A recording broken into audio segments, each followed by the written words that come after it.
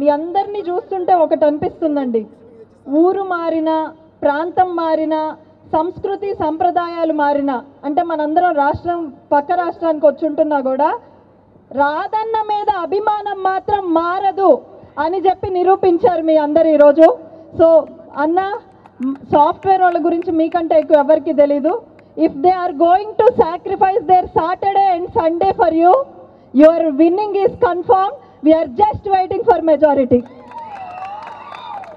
So ముఖ్యంగా AP మొత్తంలో ఒక టాక్ ఉందండి, అది ఎంతవరకు నిజమో ఈ ఎలక్షన్తో నిజమైద్ది.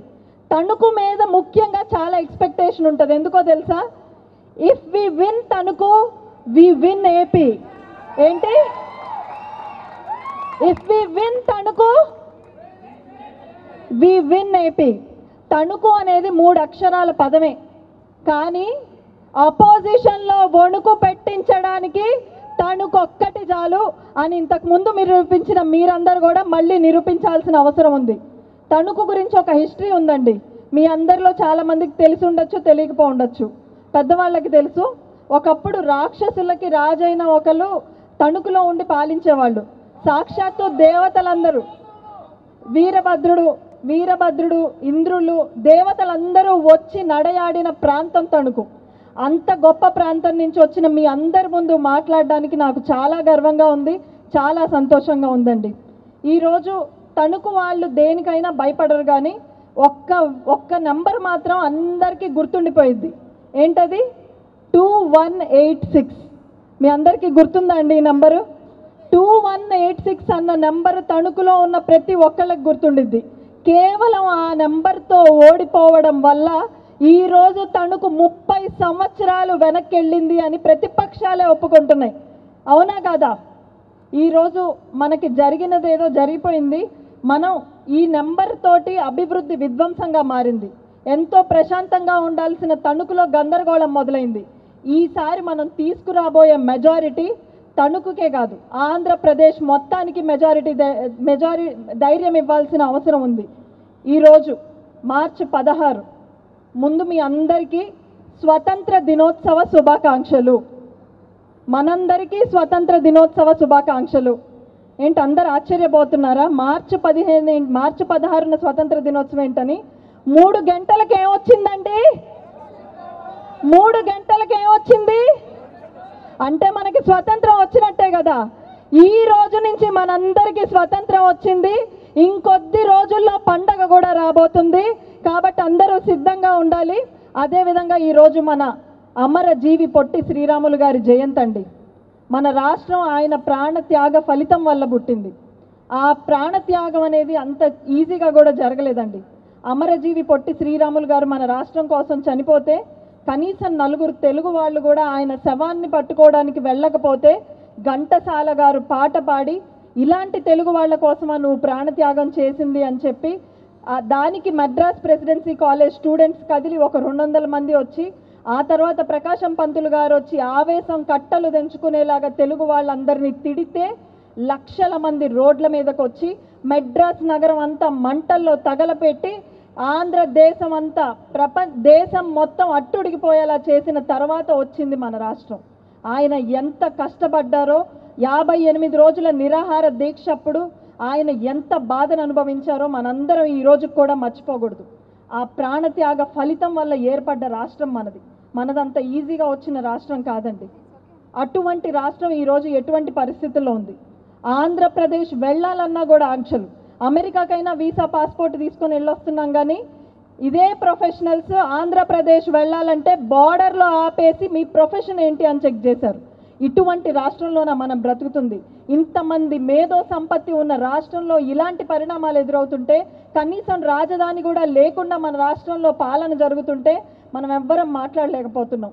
మన రాష్ట్రంలో ఉన్న యువత ఈరోజు ఎంత నిర్వీర్యమైపోయారో మనం అందరం చూస్తున్నాం.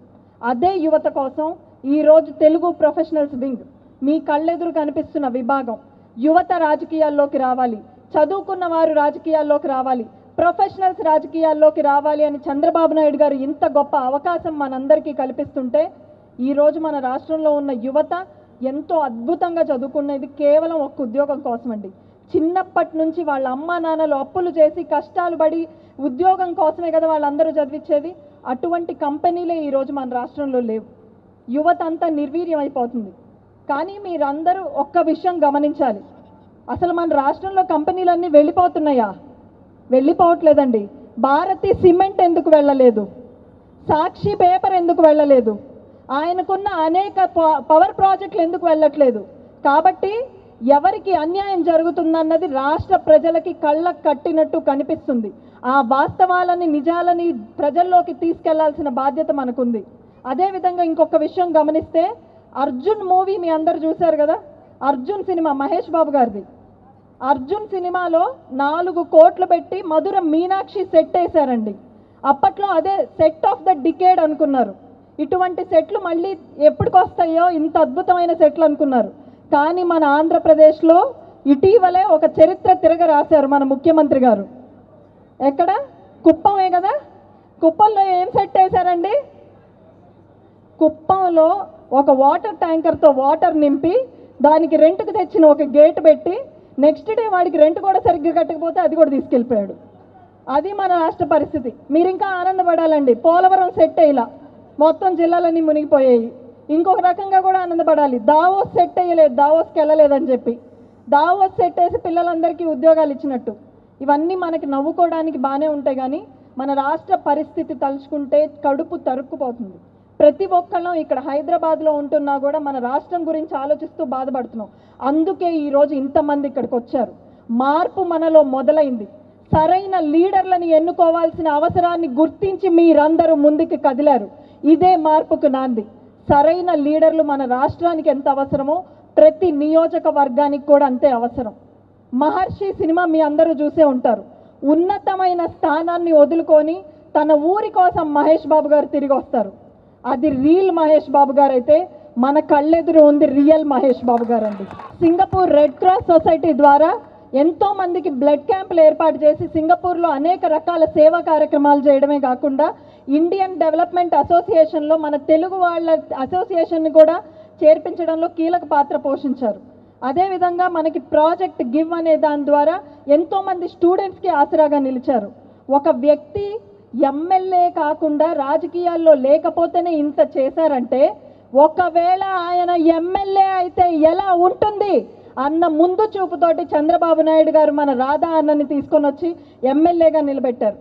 ఆ అంచనాలకు తగ్గకుండా అత్యధిక మెజారిటీతో 30,000 మెజారిటీతో 2014లో మన రాధా అన్న గెలవడం జరిగింది.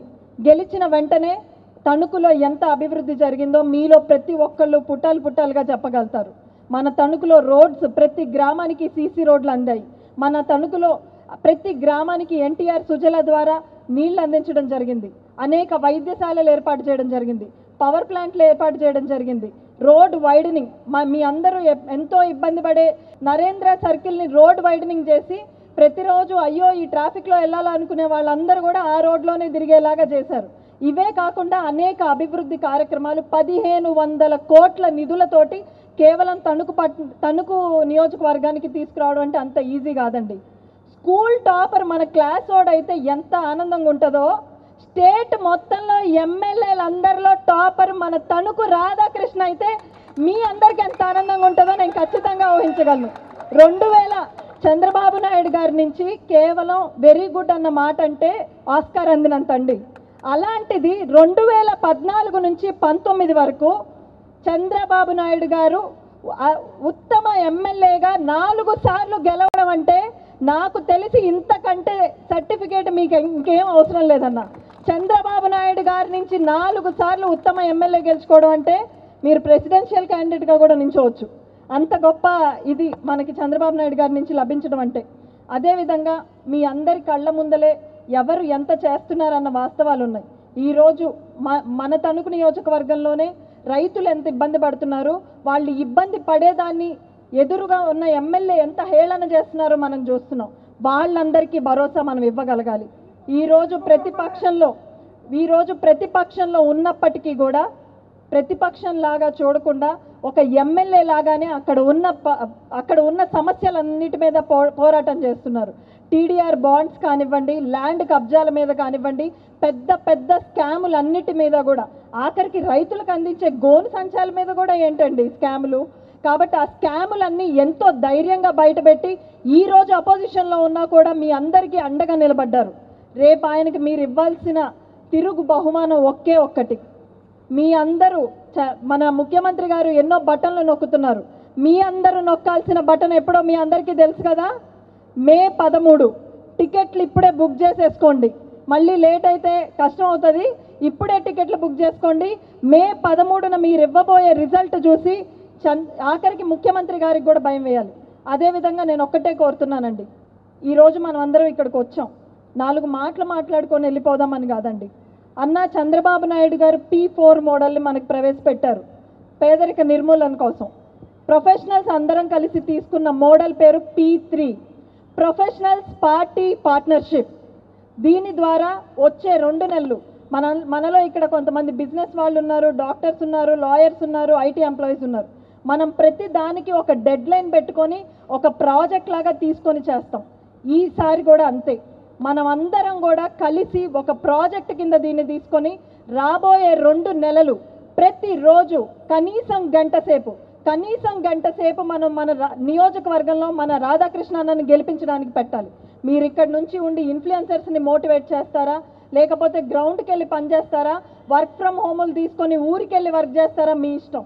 ఖచ్చితంగా మీరు వచ్చే 2 నెలలు ఈ ప్రాజెక్టు ద్వారా ఎంతో మార్పుని తీసుకురావాలని నేను నమ్ముతూ, చంద్రబాబు నాయుడు గారు అరెస్ట్ అయిన టైంలో కేవలం 25 కిలోమీటర్లు ఉన్న తణుకు నియోజకవర్గాన్ని దాటడానికి కొన్ని గంటలు పట్టిందంటే తణుకు నియోజకవర్గంలో ఎంత మెజారిటీ వస్తుందో చంద్రబాబు నాయుడు గారికి ఆ రోజు అర్థమైంది. కాబట్టి మీరందరూ ఖచ్చితంగా ఆ మెజారిటీ తీసుకురావాలని కోరుకుంటూ, పవన్ కళ్యాణ్ గారు చెప్పినట్టు ఇప్పుడున్న బుజ్జి కన్నని పంపించేసి బుజ్జి కన్నను ఓడిస్తే ఆ కిక్కే వేరప్ప. అవునా కాదా? మేము ఆ మాటలు అనలేమండి. చంద్రబాబు నాయుడు గారు ఒప్పుకోరు. ఈ వీడియో బయటకు వెళ్ళినా ఆయన ఒప్పుకోరు. అందుకనే చాలామంది భయపడుతున్నారు, ఆ బాబులు ఈ బాబులు వచ్చి చంద్రబాబు గారిని ఓడిస్తారని. మన కళ్యాణ్ బాబు చంద్రబాబు గారి ముందు ఏ బాబులు నిలబడరని వాళ్ళందరికీ తెలియజేయాల్సిన అవసరం ఉంది. ఈ మధ్య రీసెంట్గా ఇంకొక మాట అన్నారండి, ఫ్యాన్ ఎక్కడ ఉండాలంట, ఫ్యాన్ ఇంట్లో ఉండాలా, సైకిల్ బయట ఉండాలంట, టీ కప్పు సింక్లో ఉండాలంట. కానీ జనాలు ఏమనుకుంటున్నారంటే జగన్ గారు జైల్లో ఉండాలా అనుకుంటున్నారంట. ఆ జైలుకు పంపించే సమయం అతి దగ్గరే ఉందని మన అందరం నిరూపించాల్సిన సమయం వచ్చిందండి. మీ అందరిని ఒక్కటే రిక్వెస్ట్ చేస్తున్నా, ఖచ్చితంగా మీరు అందరూ ప్రతిజ్ఞ తీసుకోవాలి. ఈసారి రాధాకృష్ణ అన్న గెలుపు ఖాయం. ఆ గెలుపులో మన భాగస్వామ్యం ఉండడం ఖచ్చితంగా అవసరం. ఎందుకంటే వాళ్ళు అబద్ధాలతోటి ప్రజలను నమ్మిస్తున్నారు, ఎన్నో అబద్ధాలు చెప్తున్నారు. ఇంతమంది మేధో సంపత్తున్న తెలుగుదేశం పార్టీ కానివ్వండి, మన నియోజకవర్గంలో కానివ్వండి, ఆ ప్రజలకి నిజాలను చేరువ చేయగలిగితే చాలు. చంద్రబాబు నాయుడు గారు వస్తే పథకాలు ఆగిపోతాయి అంటున్నారు. చంద్రబాబు నాయుడు గారు వస్తేనే పథకాలు కొనసాగుతాయని ప్రతి ఒక్కళ్ళకి చేరువ చేయాల్సిన బాధ్యత మీ అందరి మీద ఉంది. రాధాకృష్ణన్ వస్తేనే మళ్ళీ తణుకులో అభివృద్ధి సాధ్యం అని తెలియజేయాల్సిన బాధ్యత మీ అందరి మీద ఉంది.